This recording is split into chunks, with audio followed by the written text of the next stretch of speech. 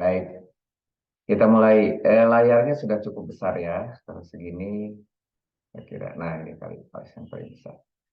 Pembentuk kalimat yang terakhir yaitu tarkib bainatul kalam, kemudian persamaan dan perbedaan di antara bainatul kalam.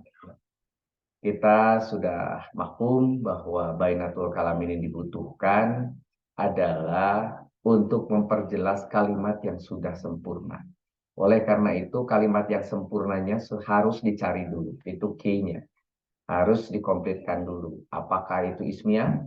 Apakah itu fi'liyah? Apakah itu muta'adi? Kalau itu fi'liyah. Apakah itu lazim?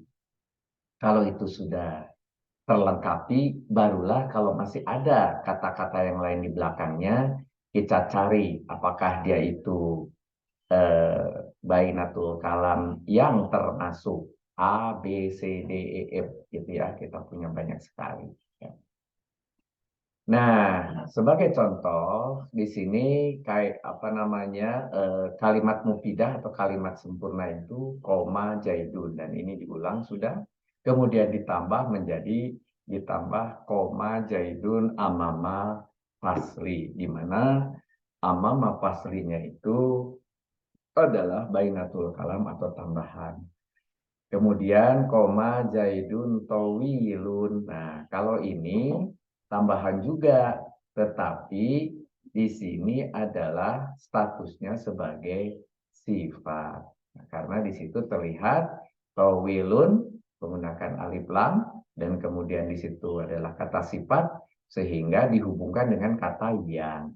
Sementara koma jaidun amamal fasli walaupun ini satu kesatuan idofah kata majemuk mudok ilaih gitu ya amama ini menggunakan fathah berarti ini juga sebuah keterangan tetapi kemudian dipilih oh ternyata ini adalah keadaannya Zaid berdirinya di mana karena keadaan maka ini misalnya menjadi hal koma Zaidun fil masjidi. Fil masjidi ini ada jer, tentunya masjidi adalah majrur, tetapi koma Zaidun di sini sudah lengkap, dia berdiri, maka tentunya ini juga sama adalah menjadi hal ya di dalam masjid. Jadi itulah fungsinya keterangan tambahan dalam kalimat. Kemarin sudah berulang-ulang dicatatkan jenis-jenisnya banyak sekali. Ada jar majrur yang kita sebut keterangan umum, asalnya umum, kemudian akhirnya kita dari pengalaman-pengalaman ada ternyata yang jar majrur itu kebanyakan kita akan masukkannya sebagai hal. Jadi majrur itu kebanyakan sebagai hal apabila dia tidak dibutuhkan menjadi maf'ul bih. Tetapi kalau kebutuhan ada maf'ul bih dan kemudian ada jar majrur, baru berhenti dia menjadi maf'ul bih. Tapi juga jar majrur nanti bisa menjadi fungsi-fungsi yang lain ya, keterangan-keterangan yang lain yang tapi yang utamanya di sini kebanyakan dia menjadi hal begitu. Begitu juga dorob madrub ya kebanyakan dia juga adalah menjadi hal. Idopa sebagian ada menjadi hal, sebagian tergantung dari kata yang di depannya. Yang di depannya kalau dia itu idopah tetapi dihubungkan dengan jar majrur, maka jar majrurnya yang pokoknya kata yang pertama di depan itulah menjadi penentu. Apakah dia nanti masuk ke maf'ul mutlak, ke maf'ul ajli, maf'ul ma'ah, ke mumayyaz, atau ke tamyiz maksudnya. Ke tamyiz, kemudian kalau Adi dahului dengan istisna paling gampang mustasna. Kalau dimulai dengan wau mungkin paling mudah nanti adalah ke atau paling juga kalau belakangnya fathah larinya ke maf'ul ma'ah, ke penyertaan, kebersamaan begitu. Nah, kalau misalnya kata sifat dan kemudian ada alif lamnya nempel itu sangat mungkin menjadi naat. Tetapi apabila depan dan belakangnya sama dan tidak ada wau, bisa dua kemungkinan, taukid atau badal bisa. Begitu. Jadi satu demi satu bisa kita pilah.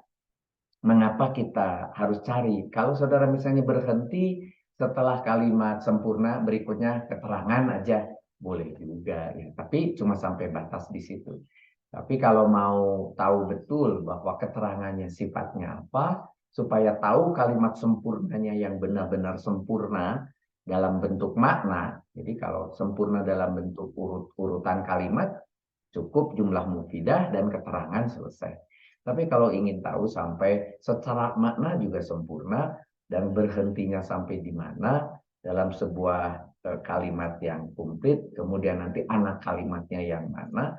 Nah, ini tools atau alat tentang Bainatul Kalam menjadi penting. Tetapi kok rada ribet ya Bainatul Kalam ini? Kok banyak sekali, hampir kesamaan. Betul.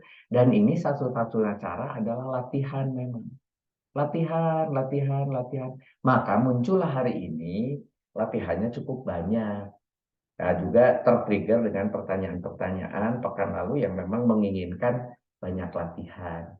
Akhirnya dikasihlah latihan hari ini banyak.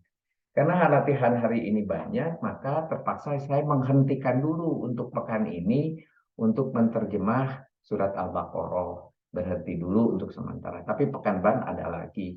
Kita lanjutkan. Karena meneruskan terus Al-Baqarah sekarang tuh sudah sampai kalau di MTO itu level 3 sudah mau habis. Sebentar lagi level 4 begitu ya.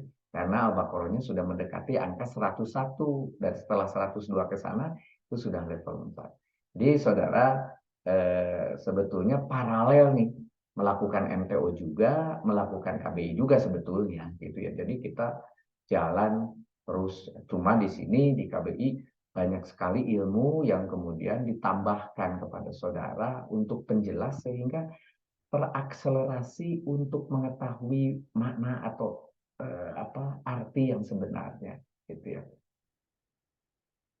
Nah, mari kita lihat di sini bahwa yang mulai dari apa saja yang perlu saya sampaikan kesamaan dan perbedaannya. Mulai kita bahas tentang misalnya Bainatul Kalam Jar Majrur. Kenapa saya bahas? Karena Jar Majrur ini adalah yang paling banyak ditemukan di dalam Al-Quran. Jar Majrur ini paling banyak ditemukan di Al-Quran. Jadi kalau saudara menguasai betul tentang Jar Majrur, maka sudah sangat teringankan. Ya. Yang asalnya namanya keterangan umum, ternyata jar majrur juga bisa pada saat kita punya fi'il maklum, asalnya fi'il maklum, tapi fi'il maklum ini ternyata ingin dikasih keterangan, itu bisa. Maka setelah fi'il maklum, itu boleh saja kemudian keterangannya diganti menjadi maf'ul bih pada saat dimulai dengan bijarin terutama yang bi. Nah, yang bi ini yang paling banyak dipakai di dalam Al-Quran yang mengakibatkan walaupun fi'il maklum dia juga akhirnya memiliki maf'ul bih dengan adanya bi. Nah, kalau kemudian ada maf'ul bih, maka terjemahan katanya itu berubah dari terjemahan kata lazim menjadi nanti seolah-olah dia itu muta'adi gitu ya. Tapi apabila kemudian diubah dengan menggunakan wazan, maka letterlek kata daripada si lazim itu pun berubah gitu ya. Asalnya cinta, cinta itu tentunya adalah lazim gitu ya. Kemudian saya kemudian menjadi mencintai, saya menyukai. Nah, itu berubah kalau dengan menggunakan apa namanya majid, diubah dengan majid menjadi kata kerja yang membutuhkan maf'ul ya. Jadi dari asalnya cuma cinta, senang, suka, bahagia gitu ya, bahagia itu bisa jadi membahagiakan kalau dengan misalnya dikasih majid bentuk yang ketujuh, dikasih hamzah di depannya dan sebagainya. Jadi banyak sekali sebetulnya dari pakem-pakem, dari kaidah-kaidah yang sudah disampaikan, kemudian bisa berubah gitu ya. Jadi hati-hati jangan terlalu kemudian kita dengan pakem yang ada harus begini saja, hati-hati. Ketika kita membaca Al-Quran, lihat dulu konteks. Ternyata misalnya saudara malah menemukan, oh ternyata jar majrur juga bisa menjadi anu gitu ya, bisa. Coba kita lihat sedikit-sedikit. Dari yang ada sekarang misalnya jar majrur itu ternyata bisa menjadi maf'ul bih dan juga ternyata bisa menjadi hal. Dan yang saya katakan tadi, rupanya yang berubah dari jar majrur menjadi hal itu yang paling banyak kita temui. Nah, ini yang kedua. Jadi kalau tadi jar majrur paling banyak ditemui di Al-Quran, sekarang paling banyak jar majrur yang berubah menjadi apa? Ternyata menjadi hal. Ya. Ya, jadi apalagi kalau jelas ada kondisinya, dia keterangan keadaan atau keterangan kondisi. Ya, tapi kemudian kalau tidak ada pun itu saudara bisa saja dengan mudah untuk pertama kali jadikan hal dulu. Kemudian tentunya jar majrur juga diperbolehkan menjadi khobar karena khobar itu paling bebas ya, apa aja masuk gitu ya, masuk khobar khobar khobar khobar. Sampai kalaupun dia ingin di depan posisinya, ya di depan si jar majrur itu dimulai dari awal kata, tetap aja boleh, tapi bukan sebagai mubtada, tapi sebagai khobar muqaddam, gitu bisa. Ya, ini di dalam jumlah ismiyah sebagai contoh. Di sini kita kasih contoh saja sebagai bahan pertimbangan saudara-saudara. Dahaballahu, dahaballahu, dahaba itu memiliki domirnya huwa. Kemudian karena dia huwa, ya fi'il madi, maka Allahu boleh menggantikan posisi huwa. Maka Allahu, karena dia rofa bisa menggantikan posisi huwa, dialah menjadi fa'il. Dan fa'ilnya fa'il yang terlihat, gitu ya, bahasa Indonesia ya, terlihat. Fa'il yang zohir. Jadilah kalau diterjemahkan, Allahu dahaba, Allah telah menyiapkan. Tetapi sampai di sini, karena dahaba itu sudah dianggap cukup, maka bisa saja kemudian ditambahi binurihim. Binurihim. Nah, binurihim ini bisa akhirnya dia melengkapi diri di situ sebagai apa namanya, maf'ul bih. Dahaballahu, oh dahaballahu binurihim, binurihim di situ jar majrur. Apakah dia bisa jadi apa? Kan gitu ya. Karena dahaballahu itu Allah telah melenyapkan, kemudian ada pertanyaan berikutnya, apa yang telah dilenyapkan? Oh, berarti dahaba itu muta'adi, gitu ya. Karena dia muta'adi, maka status binurihim menjadi maf'ul. Gitu, tahapannya pelan-pelan sekali. Kemudian dahabat, karena ada dahabat, T-nya itu atau tak-nya itu adalah pengganti dari dapat dapat. Nah, tidak dapat diganti, dia itu adalah memiliki domir anak, maka dahabat itu saya telah pergi, gitu. Karena dia fi'il madi, maka ditambahi telah. Saya telah pergi, gitu ya, dahabat ya. Saya telah pergi di situ. Nah, jadi kalau demikian, bentar. Nah, saya telah pergi begitu. Nah, di sini ada lagi ilal maktabati. Nah, maktabati karena memang di situ ada tak marbutoh itu adalah mu'anas, tetapi karena ada ilah menghendaki majrur, maka di situ taknya diharokati kasroh. Ilal maktabati sebagai jar majrur. Nah, karena apa dahabat itu sudah dianggap sempurna tadi, maka jadilah dia menjadi hal. Kemudian di situ contoh lagi la ilmalana, la ilmalana tidak ada pengetahuan bagi kami. La itu tidak, ilma pengetahuan atau mengetahui, pengetahuan tidak ada pengetahuan, tidak ada pengetahuan, ilma huwa gitu dia, karena tidak ada maka di situ lana jar majrurnya sebagai apa? Jadi sebagai khobar. Kenapa? Ilma itu adalah berasal dari ilmun, gitu ya. Karena adalah ilma sehingga menjadi apa? mubtada. Maka lananya walaupun itu jar majrur maka dia menjadi khobar. Sebagai contoh lagi di sini walakum fil ardi mustaqor.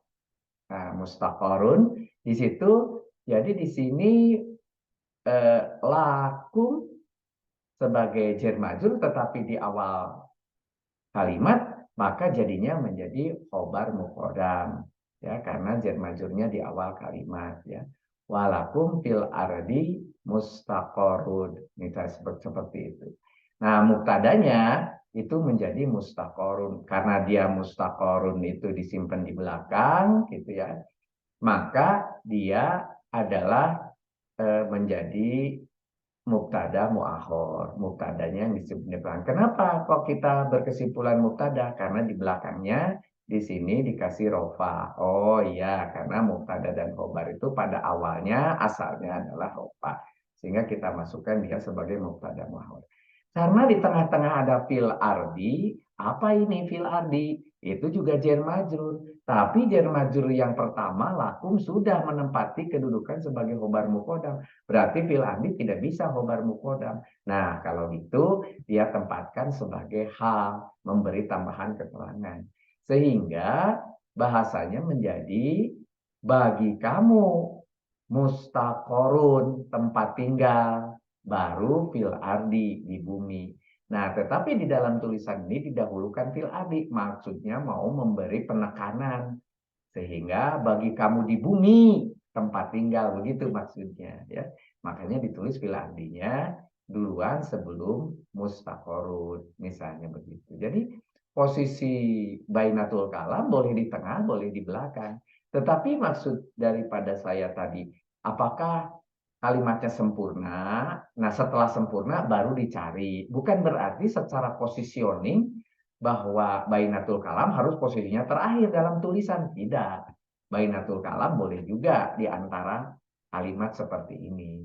Itu ya. Jadi lakum mustaqorun itu sebetulnya kalimat sempurnanya yaitu khobar muqaddam dan mubtada muakhor. Tetapi kemudian diselipkan fil ardi di tengah-tengah sebagai bainatul kalam itu diperbolehkan seperti itu. Itu sifat-sifat daripada jar majrur. Bagaimana dengan zorof? Adalah keterangan waktu atau tempat yang biasa juga kita sebut sebagai maf'ul fi. Jadi kadang-kadang kalau sudah ada zorof ya otomatis dia maf'ul fi. Tetapi maf'ul fi ini nanti bisa juga ternyata bagian dari, nah bisa bagian dari jar majrur, bisa nanti bagian dari kata yang lain di dalam konteks idofah dan sebagainya. Jadi pertama ketemunya adalah maf'ul bih atau zorof. Tapi berikutnya kalau kita lihat konteks kalimat, siapa yang pertamanya itu nanti itulah menjadi kemana dia lari. Tapi kalau zorofnya atau maf'ul bihnya di awal diikuti dengan yang lain, bisa saja dia juga nanti menempatkan diri sebagai hal. Karena bisa diasumsikan juga si maf'ul fi ini adalah kondisi keadaan waktu atau tempat kejadian. Tempat kejadiannya, waktu kejadiannya dari yang si fa'il maupun si maf'ul bih maupun mubtada ataupun khobar. Kita lihat konteks kalimatnya. Ketentuan umumnya untuk dorob dia adalah katanya kata nakiroh berirob nasab atau murob. Kenapa pakai atau? Karena pakai atau ada nasab, ada murob. Nah, jadi maksudnya di sini adalah kalau dia nasab itu adalah benar-benar dia sebagai dorob yang berupa huruf. Tapi murob itu kapan? Ketika ternyata ada zorob yang statusnya sebagai isim. Kenapa? Kalau dikasih dengan min, jadi nanti jadi min koblu begitu. Ya, dikasih jar menjadi dia menjadi min koblu. Tetapi juga bisa juga kalau dia bagian daripada mudhof ilaih atau dari idofah kemudian dimulai dengan min, jadi min koblihim, kobli jadinya. Koblihim. Nah, seperti itu. Maka artinya itu dianggap dia sebagai mu'rob. Maka kalau gitu zorob kadang-kadang dia nasab, kadang-kadang dia juga mu'rob begitu ya.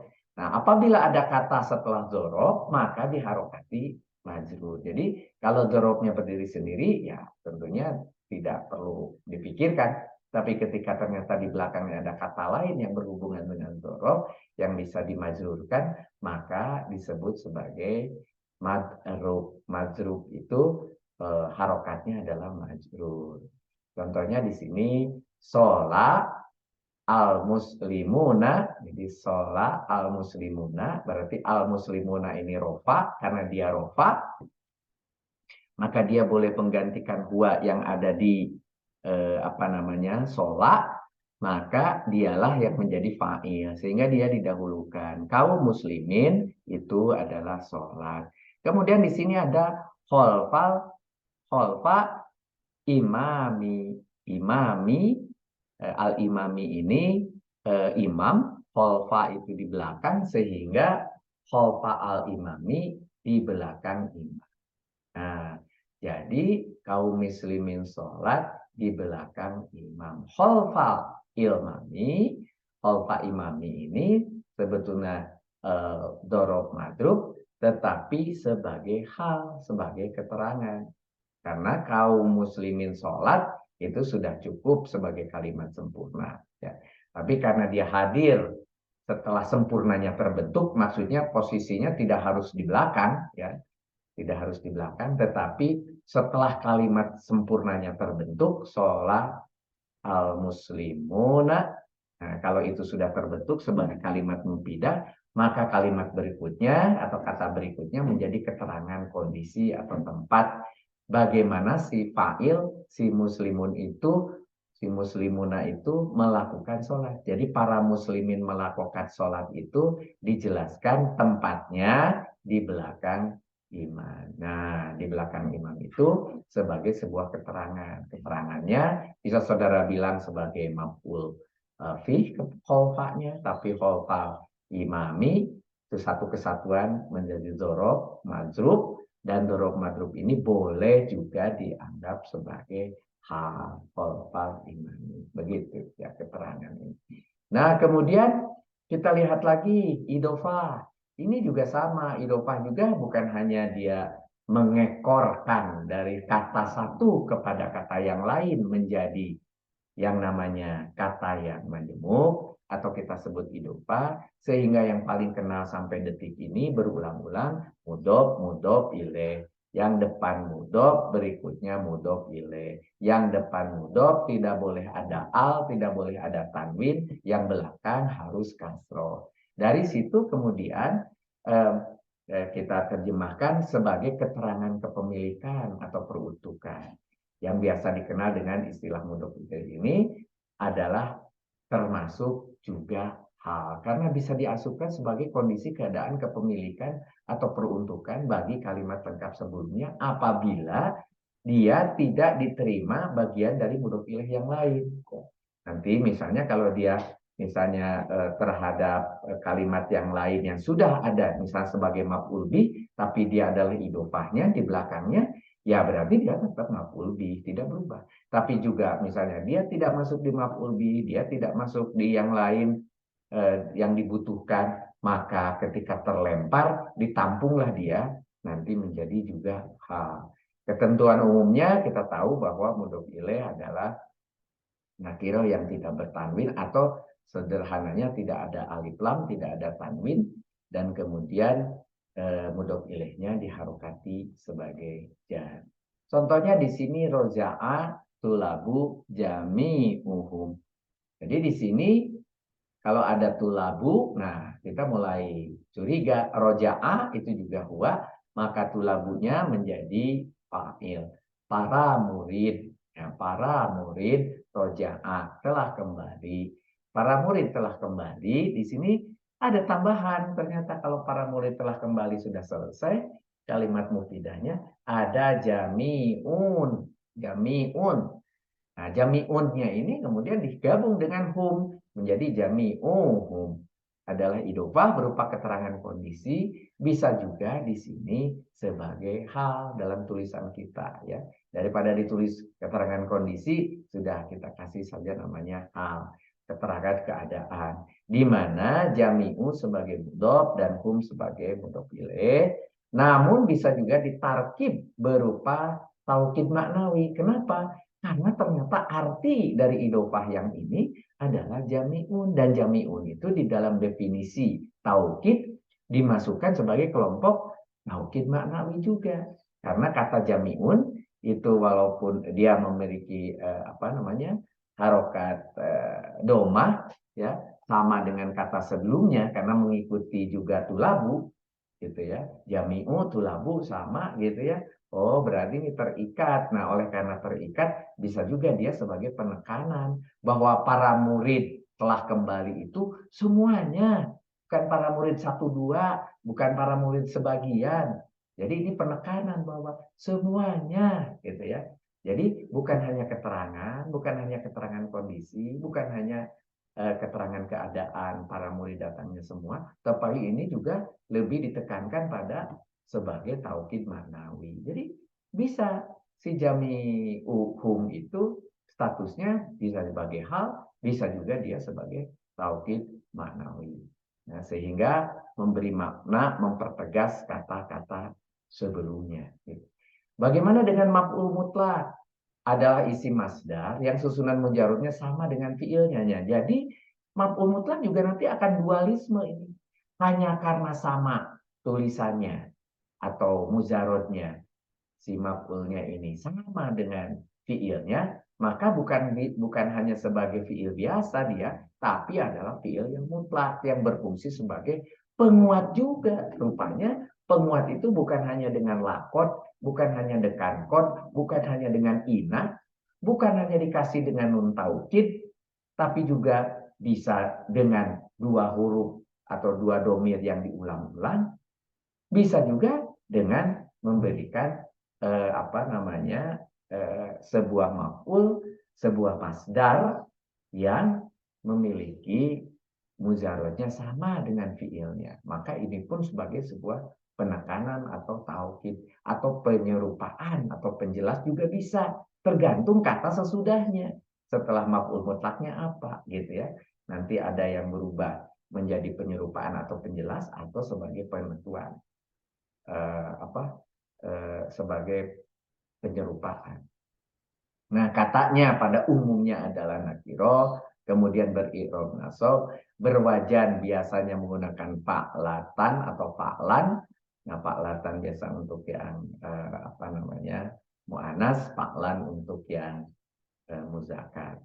Berupa masdar dari fiilnya. Nah, yang paling penting justru malah yang terakhir ini, berupa masdar dari fiilnya atau kesamaan makna dengan fiilnya. Nah, muncul lagi ini. Ini yang nanti akan saudara menjadi tambah bingung adalah kesamaan makna dengan fiilnya. Katanya tadi masdar kalau mujarotnya sama persis. Misalnya ya, menggunakan kata yang sama doroba gitu ya. Dorbu, contohnya ini, dorob tuhu dorban. Nah, contohnya begitu. Sama-sama do, ro, dan ba. Nah, itu masih menggunakan definisi yang kita kenal. Tetapi nanti ada yang tulisannya beda. Cuma maknanya, artinya itu sama. Itu bisa juga diklasifikasi sebagai maf'ul mutlak. Jadi bingung kita memang. Nah, jadi artinya memang perlunya apa? Latihan. Latihan ternyata kalau kira-kira ada kesamaan makna pun, kalau kelihatan ada kesamaan makna pun bisa dimasukkan sebagai maf'ul mutlak. Begitu, bisa. Nah, itulah yang kemudian saudara caranya adalah tadi dengan latihan. Setiap ada kalimat Al-Quran, coba saudara perhatikan betul. Ya. Jadi artinya sekarang saudara baca Al-Quran itu bukan cepet-cepetan lagi. Bukan one day, one juz lagi. Saudara tidak akan bisa. Saudara sekarang setiap satu kalimat saja, satu ayat saja, saudara akan lama. Karena saudara ingin tahu betul mana fa'ilnya, mana fiilnya, mana maf'ulnya, mana keterangannya, keterangannya berupa apa. Kalau dia ismiyah, mana mubtada'nya, mana khobarnya. Apakah dia mubtada mu'akhor?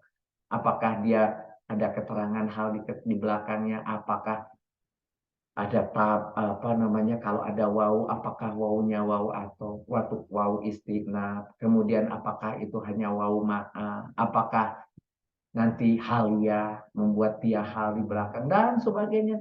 Jadi pelan-pelan satu ayat, dibaca maknanya, dicari artinya, kemudian dicocokkan dengan terjemahannya yang dibuat oleh Depak atau yang lain. Kemudian kita benar-benar mengulang lagi satu kalimat atau satu ayat itu kita pahami, bila perlu tambah lagi sampai ke saudara lihat tafsirnya, sehingga tahu di situ asbabun nuzulnya, asal usulnya, dan menarik. Maka saudara akan bisa menikmati Al-Quran lebih dalam tanpa harus ngejar-ngejar. Bila perlu, ketika kemarin bulan puasa satu hari bisa 30 juz. Ya, gitu ya. Tetapi tentunya kita ajak dengan metode KBI itu tidak ke situ. Kita ajak justru saudara lebih memahami kedalaman daripada apa yang diucapkan Allah. Nah, ini fungsinya Bainatul Kalam. Untuk benar-benar mengerti supaya apa yang diucapkan Allah itu benar. Jangan sampai salah mengambil siapa maf'ulnya, jangan sampai salah mengambil mana keterangannya, jangan sampai salah mana fa'ilnya, jangan sampai salah mana anak kalimat terhadap kalimat utamanya, mana yang dihubungkan, mana yang tidak, mana yang dipenggal kalimat tersebut, mana tidak. Walaupun ketika saudara membaca sudah ada tanda dipenggal, tanda tidak boleh dipenggal. Tetapi sekarang saudara mengerti mengapa di situ dipenggal, gitu. Di situ, ya. Ini maf'ul mutlak sebagai contoh, ya, adalah dorob tuhu dorban. Kalau ini sederhana karena doroba di depannya juga doroba, sama-sama menggunakan doroba. Nah, jadi sederhana kalau melihat ini. Nanti yang tidak sederhana kalau yang maknanya, yang sama maknanya, tulisannya beda, tapi maknanya sama, diklasifikasi juga sebagai maf'ul mutlak. Nah, apa-apa, pelan-pelan. Maf'ul li ajli adalah keterangan tujuan, menerangkan kenapa perbuatan si Mr. Fi'ilnya itu, pekerjaan itu dilakukan. Kenapa si fa'il ini melakukan fi'il? Kenapa si subjek itu melakukan pekerjaan? Oh, ada keterangan di belakang, gitu ya. Nah, sebetulnya kalimatnya sudah sempurna. Iya. Kalau tidak ada keterangan itu nggak apa-apa juga. Tapi ketika dikasih keterangan, menjadi lebih yakin, gitu. Oh, ternyata dia melakukan itu karena apa? Jadi ini di maf'uli ajli yang sudah dikumpulkan dari depan, ada kata nakiro, berirob nasob, terbentuk dari masdar kolbi. Ini juga tambahan, nanti saudara akan bingung, apa itu masdar kolbi? Jadi artinya, karena melakukan itu dari sesuatu niat yang memang berhubungan dengan hati, gitu ya. Bukan hanya duduk saja, kalau duduk juga berdiri saja, ya itu biasa saja. Tapi kalau dia sampai membungkuk, kalau sampai dia menghormat, kalau dia sampai berteriak, kalau dia sampai melakukan sebuah action, kenapa dia berteriak? Nah, baru di belakang ada penjelasan maf'ul ajli. Kenapa dia kemudian loncat, bukan hanya duduk seperti yang lain. Tiba-tiba ada seorang anak di bis, dia loncat karena dia melihat di luar ada temannya. Kayak gitu. Nah, karena melihat dia di luar temannya itulah yang disebut sebagai maf'ul ajli. Ya. Di sini katakan menerangkan alasan terjadinya fiil, terjadinya sebuah kegiatan. Jadi menjawab kata tanya mengapa dia melakukan itu bisa dipakai tools, ya. Tapi tidak selalu bahwa itu, gitu ya. Jadi kalau ada trik, ini namanya trik. Ada trik seperti ada kata mengapa, siapa, apa, bagaimana. Itu hanya trik saja supaya saudara mudah untuk menangkapnya. Contohnya, koma Muhammadun. Muhammad berdiri. Jelas kan? Muhammad berdiri. Muhammad bukan duduk. Muhammad bukan jongkok. Muhammad berdiri. Gitu ya. Loh, yang lain pada duduk, yang lain pada sila di masjid. Kenapa Muhammad berdiri? Ikroman. Nah, di situ. Ikroman, ternyata dia ikroman. Ikroman itu dia memuliakan, dari karoma, mulia. Ikroman, memuliakan. Li ustadihi, hi-nya adalah sebagai mudhof ilaih. Ustadi karena dia ada li itu kepada atau bagi. Ustadi itu adalah ustad, kemudian ada hi ustadznya atau gurunya kepada ustadznya. Jadi koma Muhammadun karena memuliakan ikroman li ustadihi. Maka ikroman itu disebut sebagai maf'ul li ajli. Begitu. Maf'ulnya apa ini? Maf'ul li ajli. Karena berupa maf'ul dengan harokat nasab yang terbentuk dari masdar qalbi. Yang merupakan alasan dari terjadinya pekerjaan berdirinya itu karena apa. Begitu. Maf'ul ma'ah adalah yang menjelaskan keterangan penyertaan. Sebentar. Kalau ternyata di sini koma Muhammadun saja itu dianggap sempurna, Muhammad berdiri kan normal, Pak. Bukan sesuatu tidak seperti tadi misalnya loncat dan sebagainya. Kita maknai bahwa Muhammad berdiri memang bisa cukup. Ya kalau semua berdiri juga. Seperti halnya yang lain. Tapi ketika ada sesuatu di mana sebetulnya kondisi awalnya bukan berdiri, kondisi awalnya duduk, kondisi awalnya sila, kemudian Muhammad berdiri. Nah, makanya di sini ada tadi disebut sebagai masdar kolbi itu ada sesuatu niatan yang ingin dilakukan oleh Muhammad itu dari kondisi yang normalnya. Rupanya berdiri di sini adalah sesuatu yang tidak normal karena yang lainnya jongkok. Nah, kayak begitu. Jadi kalau cuma dari kata, apa cirinya bahwa yang berikutnya itu masdar li ajli? Kan sini koma Muhammadun normal aja. Betul, kalau cuma dari ciri kata-kata huruf-huruf di sini tidak ada. Sulit. Ikroman bisa jadi apa saja, kan begitu. Ikroman bisa jadi apa saja, tidak harus jadi li ajli. Tapi bisa juga dikontekskan sebagai li ajli dengan konteks kalimat di mana kondisi sebelumnya bahwa Muhammad dengan teman-temannya semuanya duduk. Tiba-tiba Muhammad berdiri karena memuliakan gurunya. Nah, kayak gitu. Jadi memang apa namanya kalau ada pertanyaan, nah, apa cirinya dari tulisan? Tidak kelihatan, gitu ya. Hanya tadi aja yang umum bahwa dia itu nasob, bahwa dia itu adalah masdar dan seterusnya ya.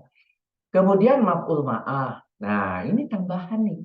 Kenapa maf'ul ma'ah ini menjadi muncul? Karena memang wawu itu minimal bisa menjadi 11 tugas bagi wawu. Bisa sebagai atau, bisa sebagai awal kata, bisa sebagai macam-macam. Salah satunya ternyata wawu ini pun bisa kalau disertai dengan kemudian yang beri'rab nasab, di belakangnya beri'rab nasab, maka bisa saja bahwa itu bukan dan, tetapi bersama. Nah, jadi bedanya dan bersama apa? Kan sama juga secara fisik, iya. Tetapi secara hati, secara proses di dalam itu berbeda. Bahwa dan itu adalah ada dua kegiatan yang kemudian dua kegiatan itu dia secara kemudian masing-masing melakukan, masing-masing melakukan. Sedangkan beserta atau bersama, kegiatan itu dilakukan secara embedded, secara bersama-sama. Begitu. Nah, jadi perbedaannya memang sangat sedikit. Apakah dia itu wa'i, ma'iyah? Ma'iyah itu karena ada wawunya dianggap sebagai wawu ma'ah. Cirinya adalah kemudian kata berikutnya adalah naso. Pertanyaannya, kan kalau dia sebagai wawu atop yang di depannya rofa, di belakangnya rofa. Ya. Sebelum wawunya adalah kasro, sesudah wawunya juga kasro. Nah, kalau sebelum wawunya itu adalah fathah, kan sesudahnya juga fathah. Bisakah dia juga sebagai ma'ah? Kan gitu. Maka bisa. Bisa juga dia sebagai ma'ah, tapi juga sebetulnya dia sebagai atop. Bisa kalau dilihat dari tulisan saja. Sekarang tinggal saudara putuskan. Apakah dia masuk ke ma'iyah atau sebagai atop? Lihat konteks kalimat. Lihat konteks kalimat ini pantasnya ini bersama nih gitu ya. Gitu. Bisa misalnya suami dan istri dan iya suami dan istri. Tapi bisa juga suami bersama istri. Lihat konteks kalimatnya. Suami dan istri kalau bersama melakukan apa? Suami dan istri kalau konteks kalimatnya melakukan apa? Nah, di situ memang sulitnya memang ketika harus memilah. Tetapi konteks kalimat itu akan sangat membantu. Nah, karena dianggap maf'ul, maka di sini kata umumnya boleh dikatakan dia maf'ul itu adalah nakiro. Oh, bolehkah nanti tidak nakiro? Ya boleh. Kan tidak harus selalu yaitu nakiro. Karena tadi karena ada wau, kalau di depannya ada al, belakangnya juga ada al. Nah, bisa juga begitu dia. Sebagai contoh misalnya contoh di bawah di sini. Di sini pemimpin al-amr amiru di sini seorang pemimpin al-amr ja'a telah datang wal jaisa bersama para pasukan. Nah, kalau saudara katakan tidak Pak, ini tidak bisa karena ini apa namanya harus dan kalau mau dan al jaisu.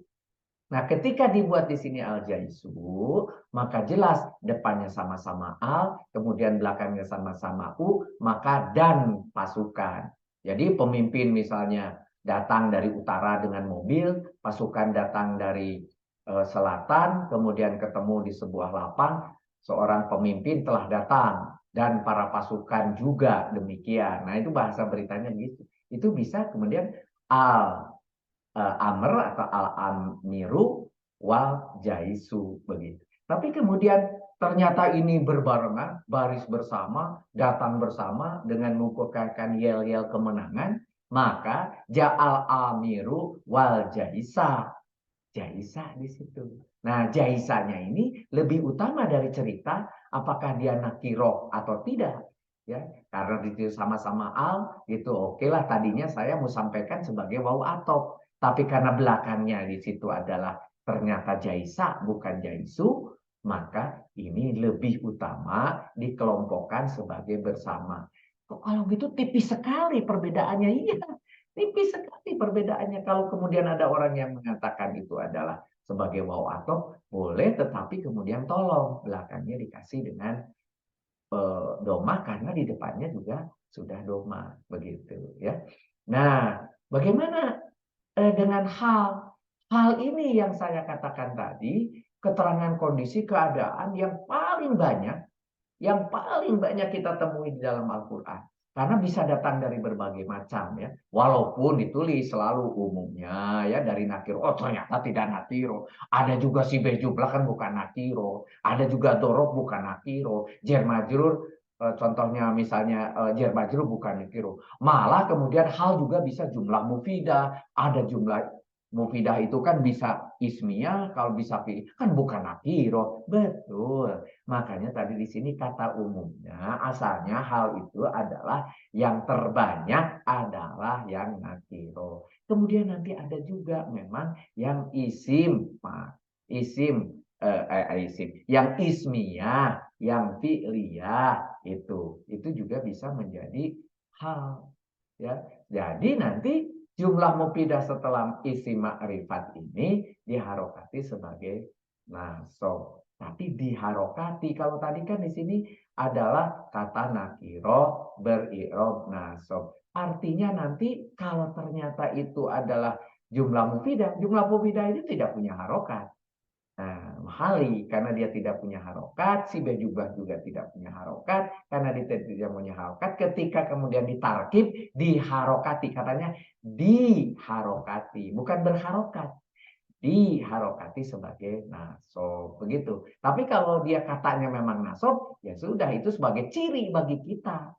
Kalau sebuah ada kata gitu ya, sebagai kata nasob, itu ciri bagi kita. Ah, ini grupnya hal ini gitu ya. Asalnya mungkin bisa maf'ul karena dia nasab. Ternyata maf'ulnya sudah terpenuhi. Nah, kemungkinannya adalah hal. Ternyata juga ada kalimat yang isinya adalah berita, adalah keterangan.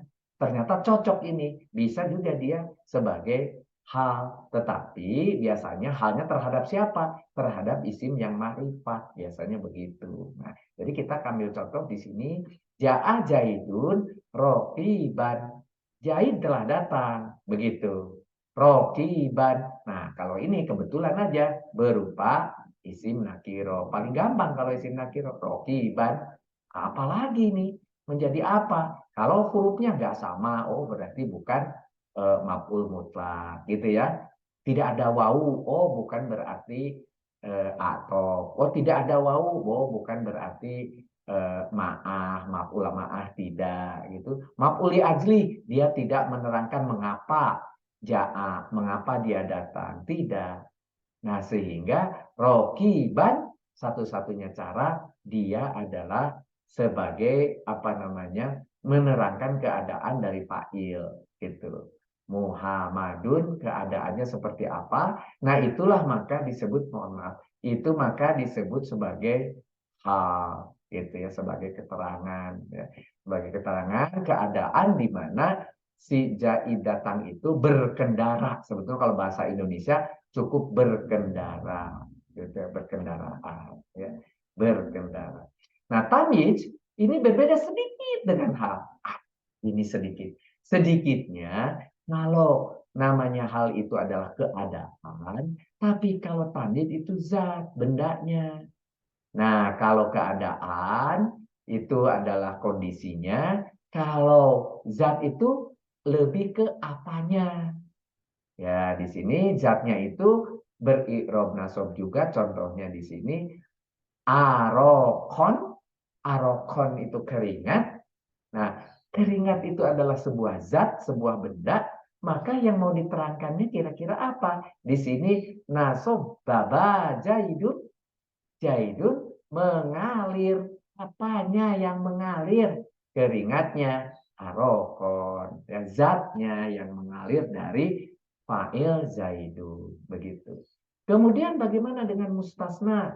Mustasna adalah keterangan pengecualian.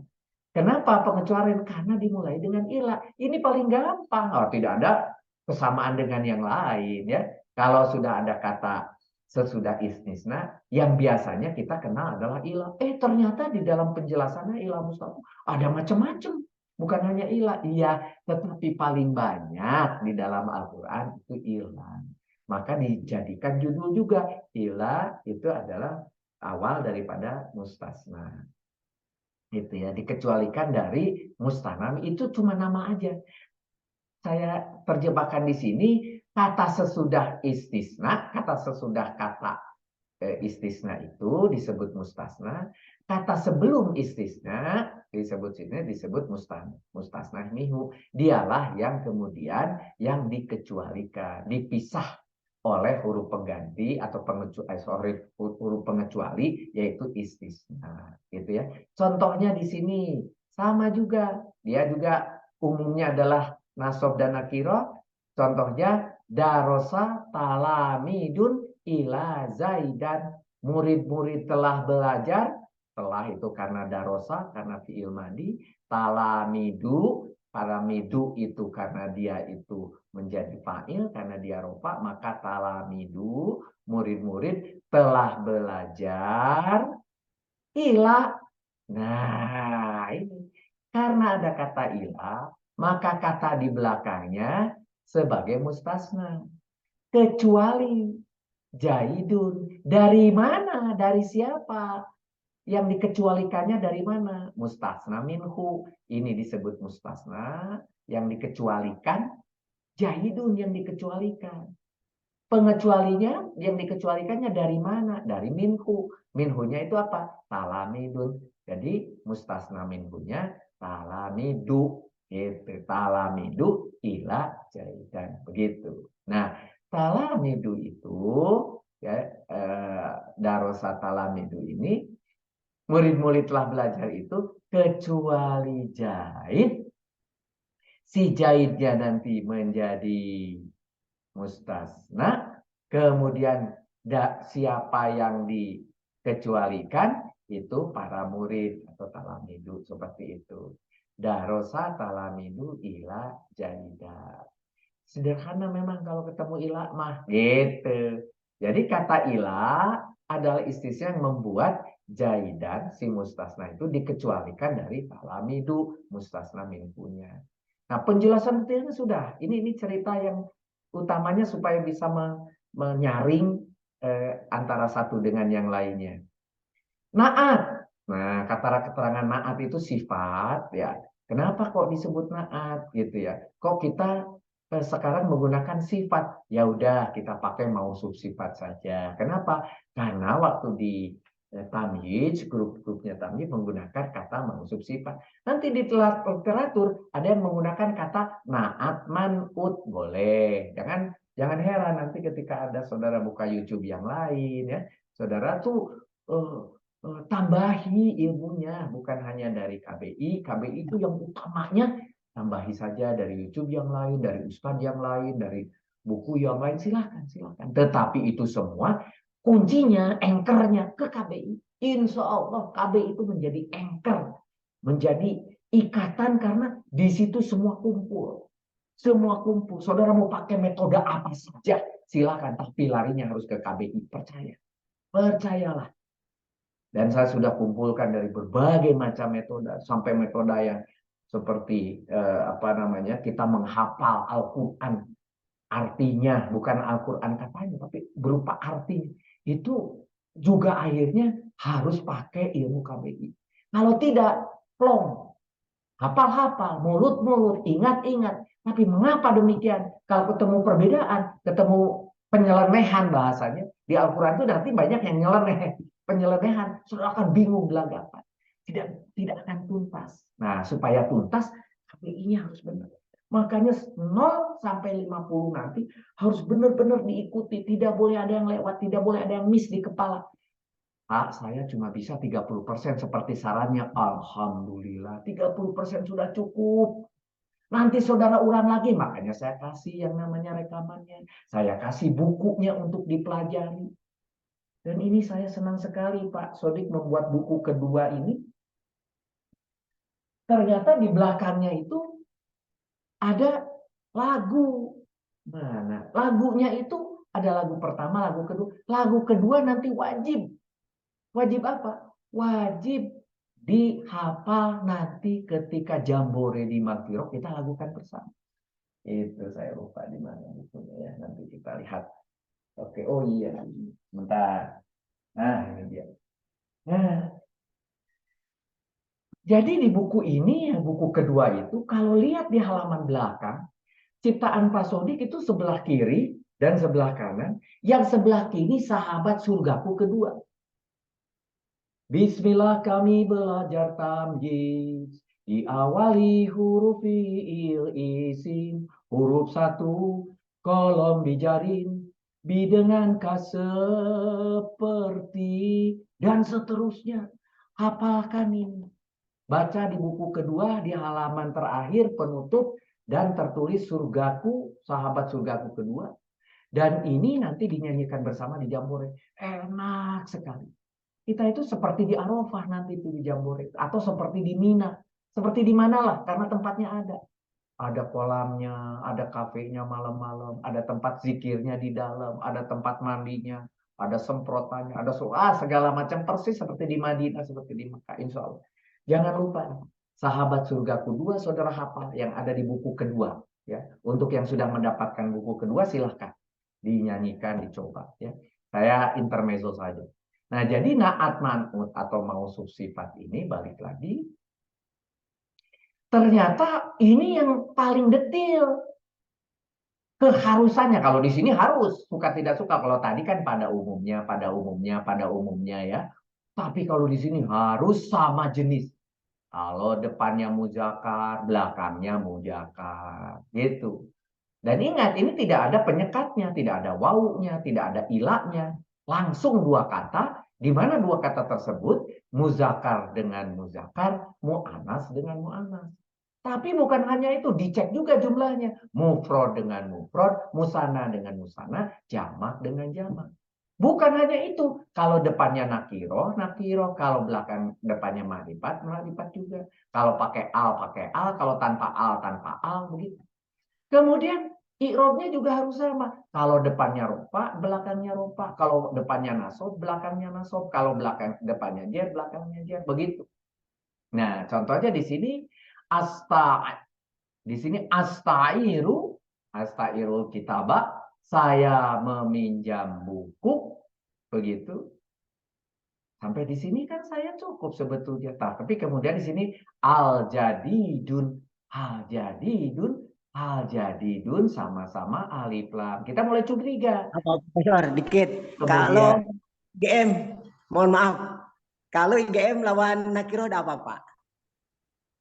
apa? IGM. Kenapa IGM? Kenapa? Dengan Nakiro boleh. Ya boleh, tetapi si IGM-nya kan punya ketentuan tersendiri yang tidak boleh dilanggar.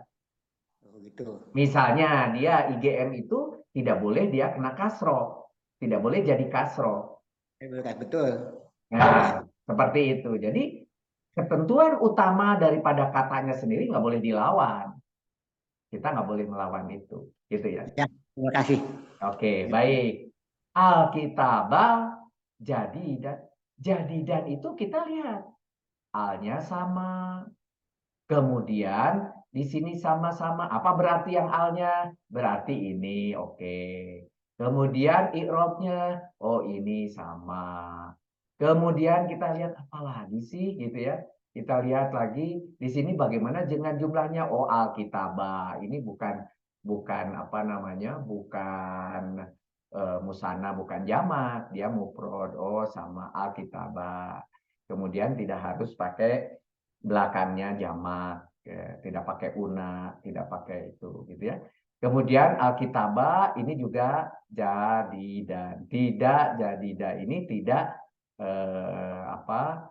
Tidak mu'anas, tapi sama-sama mujakan. Nah, kalau 4 kondisi ini cocok, maka akhirnya bolehlah saudara menggunakan pernyataan, oh ini mensifati yang itu. Nah, karena mensifati, maka ini disebut mausuf. Yang disifati. Ini adalah kata yang mensifatinya. Berarti saya meminjam buku yang baru jadi dan ya, baru buku baru. Bukunya meminjam buku baru. Tetapi untuk memudahkan dalam bahasa, kalau kata sifat selalu diselipkan yang. Meminjam buku yang baru, meminjam buku yang bekas, meminjam buku yang mahal, meminjam buku yang panjang, buku yang pendek, buku yang hitam, buku yang putih. Pensifatan itu memberi penjelasan kepada buku, tapi buku yang spesifik begitu. Ini sebagai contohnya. Al-jadidah adalah sifat yang mensifati al-kitabah yang memiliki kesamaan dalam muzakkar, mufrad, ma'rifat, dan nasab. Nah, kemudian si atof. Atof ini yang pertama kali kita pakai di awal-awal sejak pekan ke-pertama sampai sekarang. Atof. Itu adalah kolom ke-13. Lupakan angka 13-nya sekarang. Sudah tidak musim. 1, 2, 3, sampai 26 nggak musim. Kita mah tahunya sudah domir munfasil, domir mustafir. Tidak perlu 24, 25, 26. Nggak perlu. Kita mah. Udah tahu langsung sekarang mah. Ada mausul, ada isaroh, ada yang siba, inana soba rofa'u, kana rofa'u nasoba. Udah gitu. Nggak usah pakai nomor-nomor lagi. Sudah. Sekarang saudara sudah dalam sekali ke arti dan ke fungsi daripada judul-judul itu. Itu bijarin, udah lebih tidak perlu disebut bijarin adalah kolom nomor 1.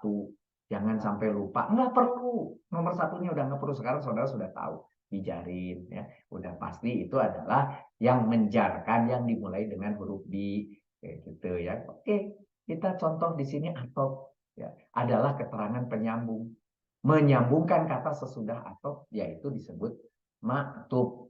Jadi si maktub ini disambung dengan apa? Dengan maktub ilahi. Di tengah-tengahnya ada atop. Begitu. Nah, jadi ada atop di tengah. Sesudahnya disebut maktub. Sebelumnya disebut maktub ilahi. Nah, tetapi antara maktub dengan maktub ilahi ini, antara maktub dengan maktub ilahi ini, ada 2. Kalau tadi 4, mau subsifat itu 4 apa namanya ketentuannya. Kalau atop itu cuma 2 atop itu. Pertama, kalau dia rofa, nah harus sofa, nasob dengan nasob, itu jar dengan jar. Itu harus irobnya sama. Dan yang keduanya apa? Bukan menggunakan konteks yang tadi.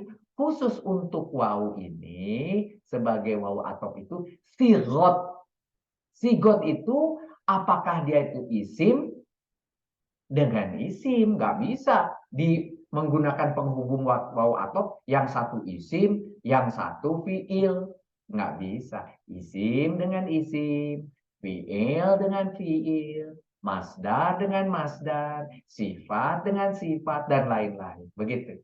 ya, kalimat dengan kalimat itu bisa. Itu kalau sigotnya sama persis dan kemudian i'robnya sama, maka sebagai contoh di sini ja'a al-amiru, balik lagi pemimpin telah datang, sekarang pakai wa. Nah, bedanya dengan yang tadi di sini wal zaisu. Nah, bedanya di sini su, karena dia sama maka memenuhi kriteria daripada wau atau. Berarti ini adalah maktub. Maktubnya ke. Nah, maktub ilahi itu disebutnya maktub ke. Nah, maktub ke al-amiru. Itu ada wau itu adalah atop, jaisa al-jaisa itu adalah maktub, al-amiru adalah maktub ilahi. Atau ketika kita membuat penjelasan di forum, saya selalu bilangnya gini, wau, setelah wau berikutnya al-jaisu itu maktub ke. Nah, bahasanya langsung maktub ke al-amiru, begitu ya. Al-jaisu adalah maktub yang bersambung dengan kata al-amiru sebagai maktub ilahi yang memiliki kesamaan i'rab, ropa, isim, al-ma'rifat. Sama-sama kalimat isim ya, dan isimnya juga sama-sama al-ma'rifat. Kemudian i'rab, ropa, sama-sama ropa. Nah, boleh juga nanti sama-sama nasob boleh, sama-sama jar boleh, gitu. Sama-sama nakiro boleh, sama-sama huruf boleh, gitu ya. Itu ya boleh. Bentar, Niko. Kemudian ada taukid, keterangan penguat, yaitu menguatkan arti dari kata sebelumnya. Namanya kita sebut mu'akad. Pusing Pak, banyak istilah, nggak usah. Nggak ngerti mu'akad juga nggak apa-apa. Langsung aja penguat. Ini taukid gitu. Oh, taukid juga nggak, saya nggak mau. Boleh penguat gitu aja. Boleh. Jadi saudara bebas. Jangan kemudian akibat wah banyak huruf, banyak istilah, males ini tidak mengerti. Ya nggak usah, nggak apa-apa. Lama-lama juga mengerti sendiri, percaya deh. Kita belajar bahasa Arab kan, masa pakai bahasa Arab tambah-tambah dikit nggak mau, gitu ya. Jangan terlalu anti lah sama Arab-Arab itu ya, jangan terlalu anti gitu. Ikuti aja. Mu'akad, oke, gitu ya. Ketentuan yang wajib diikuti dengan taukid dan mu'akad ini hanyalah ini enak satu. Harus sama i'robnya saja. Jadi ini lebih bebas. Jadi taukid itu enak untuk memberi penguat itu. Hanya asal sama saja ropa, nasob dan rob dan jar, maka jadi contohnya marotu bil kaumi, aku berpapasan dengan sebuah kaum atau dengan kaum, dengan kaum itu di sini azma'ina. Nah, azma'ina ini adalah menjadi taukid. Kenapa? Rupanya azma'ina itu ada termasuk taukid maknawi. Kalau di dalam daftar yang sebelumnya itu menerangkan menguatkan arti dari bil kaumi sebagai mu'akad. Jadi yang memiliki kesamaan i'rab juga di sini ya. Ya, di sini kalau al-kaumi ajma'ina. Nah, karena ini adalah azma'ina itu juga sama-sama jar. Loh, kok ajma'ina nggak ada kasrohnya, Pak? Ajma'ina itu aslinya azma'una. Azma'una itu artinya jamak, tapi pakai una. Tapi karena dia itu ina, boleh nasob, boleh jar. Karena dibutuhkan di depannya adalah jar, oh berarti ini jar. Gitu. Enak kan? Karena untuk azma'ina itu boleh nasab, boleh jar. Nah, kemudian ke depannya ada jar, bil kaumi. Kenapa yang depan kok jadi jar? Karena pakai bi. Karena pakai bi, maka kaumi. Karena kaumi ternyata ingin diberi penekanan, azma'una asalnya. Karena di depannya adalah kaumi, maka jadi azma'ina. Gitu. Jadi menarik pelan aja, nggak usah gerasa-gerusu. Waktu cukup, saudara dari sini ke pekan depan untuk satu itu adalah minimal 5 hari saudara belajar. 5 kali 24, saudara akan dapat 120 jam. Dikurangi tidur, dikurangi main, dikurangi nonton TV, dikurangi ini dan sebagainya. Masih banyak ruangan untuk belajar KBI. Jangan merasa bahwa wah susah betul KBI. Tidak. Sambil duduk, sambil menunggu mobil, sambil menunggu kereta saja bisa. Apalagi sambil menunggu masakan, sambil menunggu tukang sayur datang, sambil menunggu terus. Jadi jangan khawatir lah. Nah, kemudian ada beberapa orang yang merasa, kok saya bebannya jadi berat banget ya di KBI.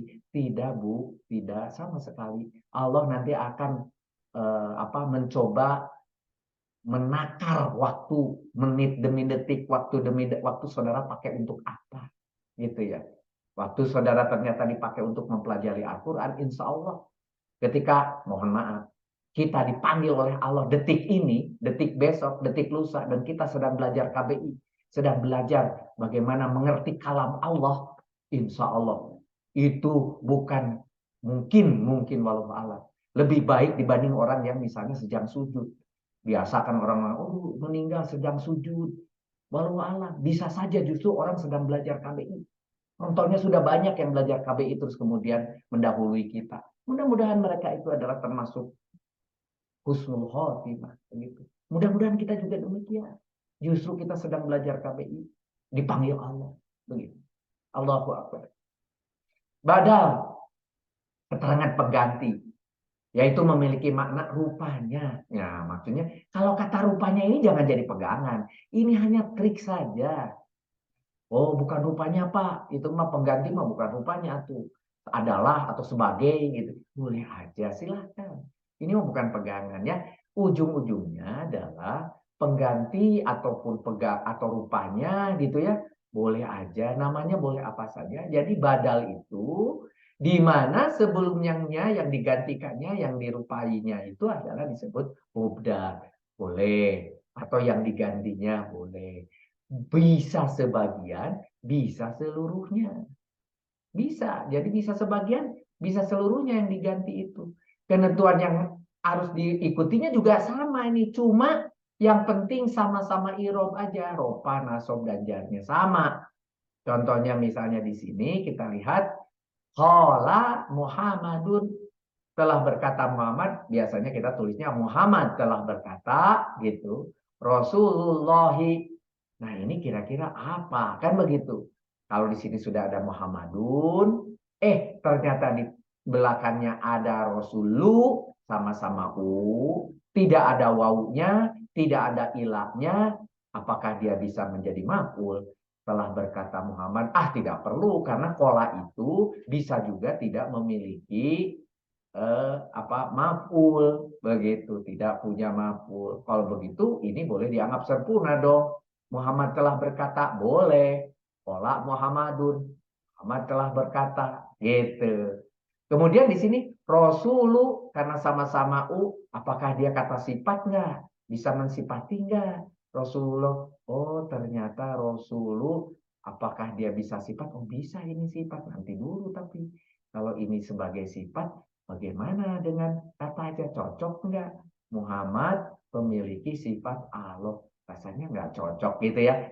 Oh, ternyata Muhammad itu di sini kalau kita ambil sebagai penjelas yang berupa badal, bahwa Muhammad itu adalah, semuanya itu Muhammad itu adalah, Muhammad itu rupanya seorang Rasulullah, Muhammad itu langsung bisa diganti adalah Rasulullah.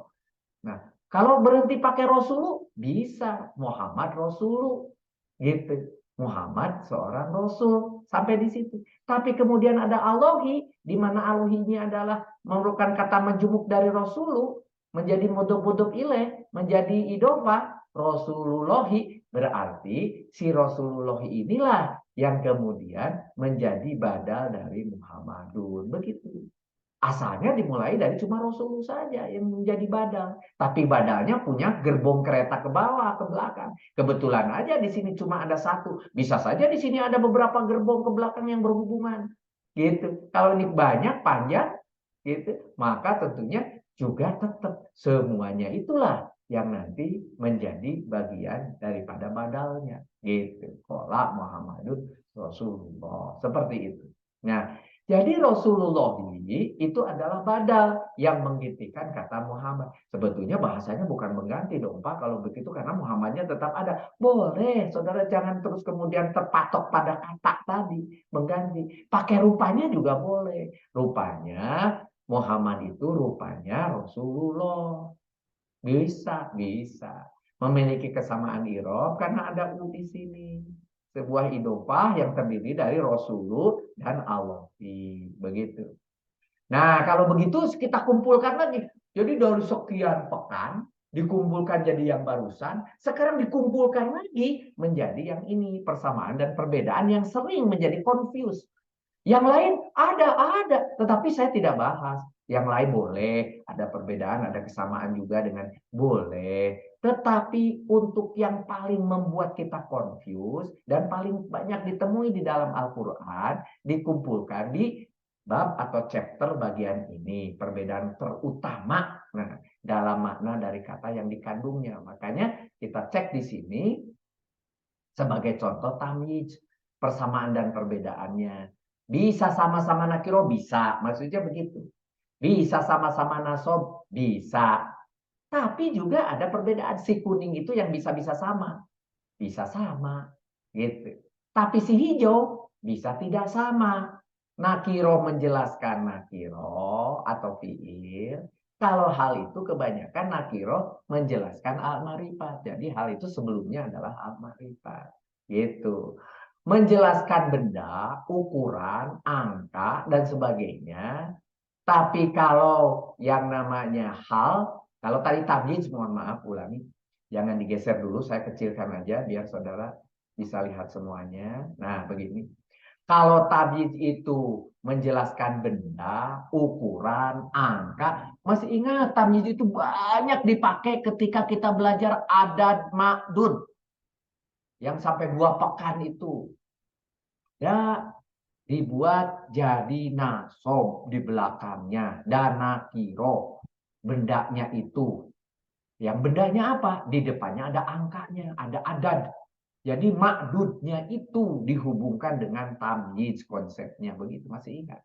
Benda, ukuran, angka. Tetapi kalau hal itu keadaan, itu sifat, dan sebagainya itu bisa hal. Loh, Pak Rudi tadi kan ada mausuf sifat. Iya, nanti dekat lagi nih antara mausuf sifat dengan hal. Kita lihat konteks kalimatnya, gitu ya. Nah, kemudian menjelaskan fiil, maf'ul, dan khobar yang dijelaskan dalam bentuk benda. Maaf, jangan digerakkan dong. Nah, fiil, maf'ul, khobar itulah yang kemudian dijelaskan oleh Mr. Tamyiz. Tetapi kalau hal itu bisa semuanya. Bisa fa'il, bisa maf'ul, bisa mubtada, bisa khobar, begitu. Hal itu bisa kemana-mana. Ya. Kalau tamyiz eh, lebih banyak adalah ke fiil, maf'ul, dan khobar. Tiba-tiba Pak Rudi salah ini. Ada juga fa'il rupanya di tamyiz. Bisa saja untuk hal-hal tertentu, tetapi yang umum ini adalah ini. Paling umum. Jawaban dari pertanyaan apanya? Apa semua tamyiz bisa ditanya dengan ini? Tidak. Tapi kalau kemudian saudara menemukan eh, makna yang kalau ditanya apanya terjawab, oh berarti tamyiz.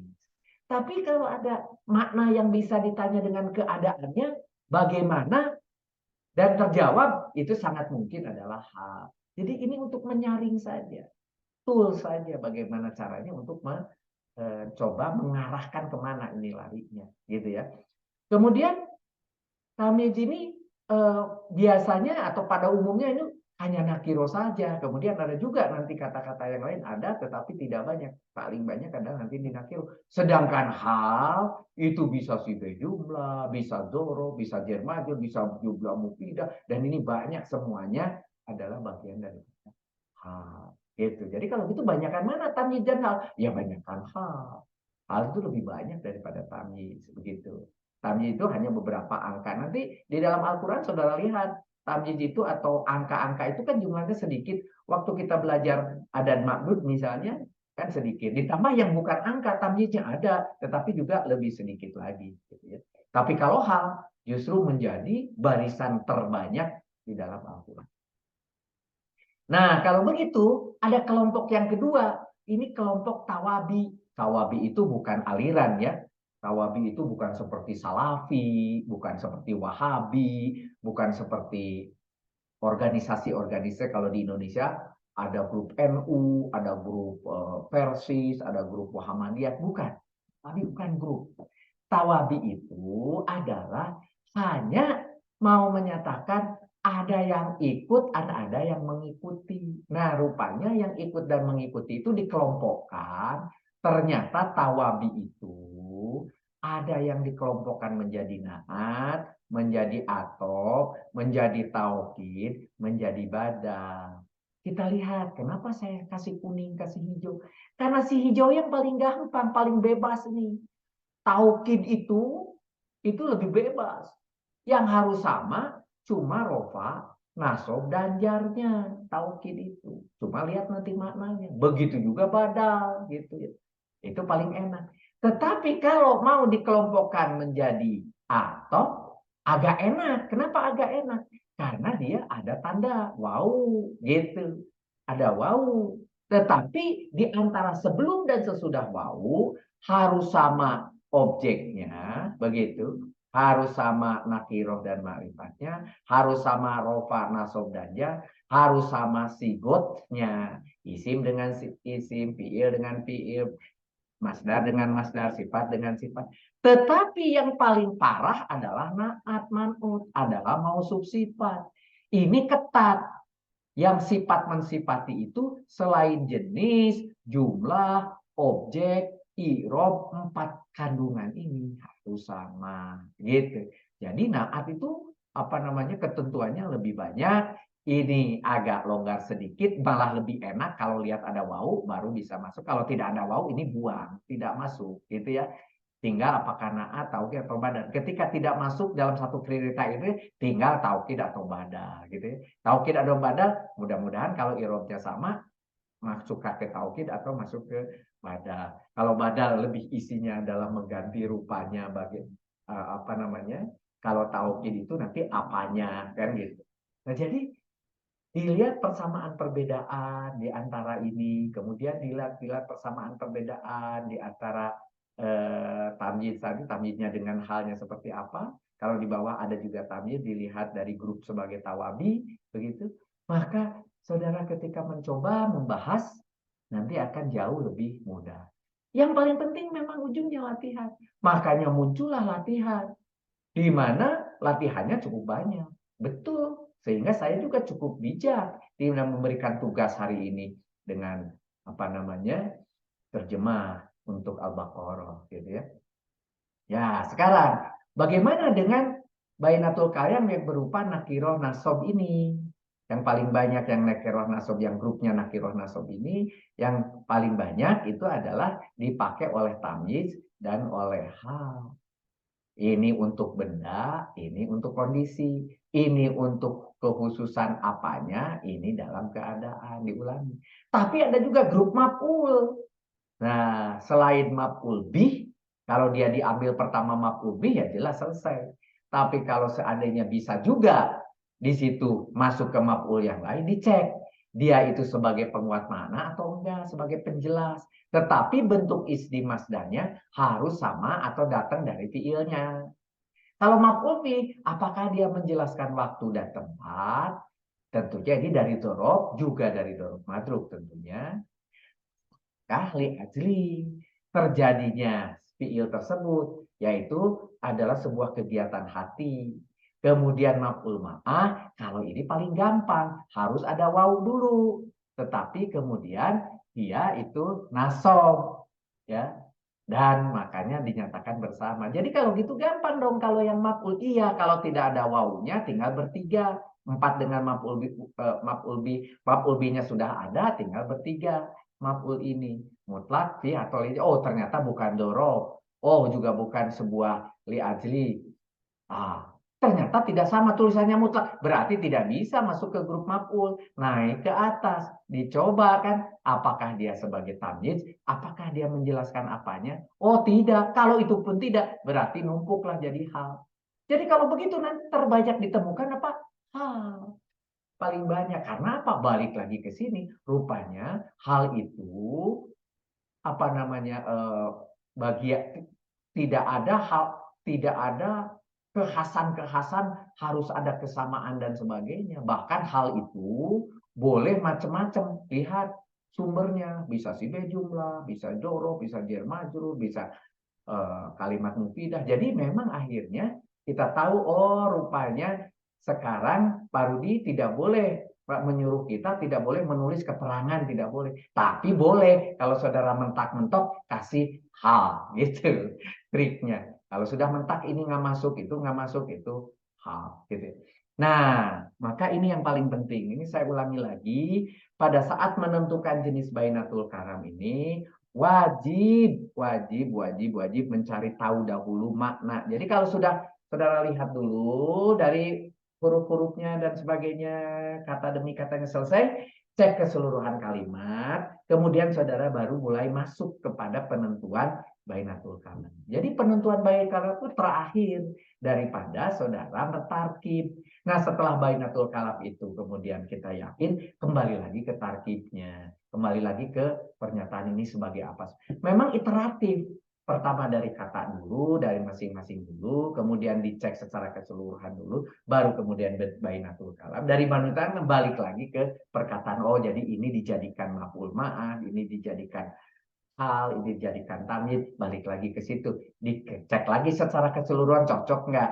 Oh ini mufidahnya. Mufidahnya apa? Ismiyah atau fi'liyah. Oh keterangannya ini. Keterangannya jenisnya apa? Oh cocok ini dengan ini. Barulah menarik kalimat tersebut, kita tentukan target dengan benar. Begitu.